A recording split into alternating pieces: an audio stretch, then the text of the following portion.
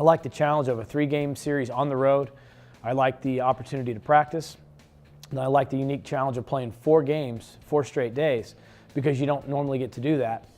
And a 4-game challenge is different than a 3-game one. So I would anticipate a lot of guys getting a chance to pitch, a lot of guys getting a chance to go to home plate, and a chance to see West Coast style baseball early in the season, which we've all learned is a little bit different brand of baseball. It's quality baseball, it's very good, but at the same time it forces you to defend against different types of plays, and I think it makes you a more well-rounded team so that when you come back across a Fullerton or an Irvine later in the season, it's not your first experience with teams that pride themselves on the bunt game, the stolen base game, and some of the more warm weather baseball as it used to be called. But really what it amounts to is teams that are outside a lot practicing, have more time to get to some of those finer points. So this should be a great challenge, one that I think is really going to help us.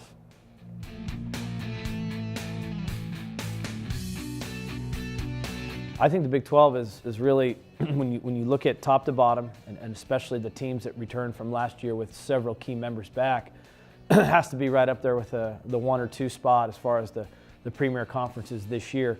When TCU, Texas, and Texas Tech all go to the College World Series, all return key components of those teams, then put our team in there, which was a very solid ball club in a super regional last year. You're looking at 4 teams that either played in the World Series or were in position to go to the World Series. You'd be hard-pressed to find another conference that can say that.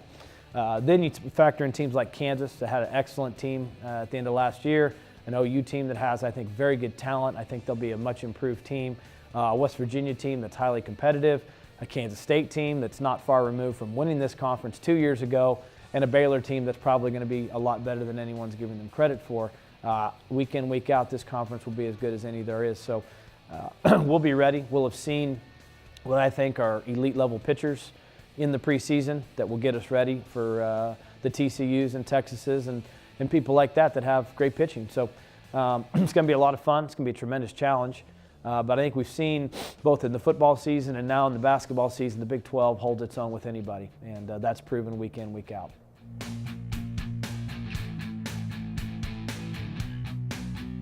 Well, it's certainly something that we're appreciative of, to see fans come out last year and help kind of bring that team home, if you will, through the regional and super regional. And so many of the people that participated that had a great experience coming out to the ballpark, jumping right back on board and buying season tickets and sharing with us through letters and emails and their words that they're excited about baseball, to have a preseason banquet that's sold out. Those are all real positives.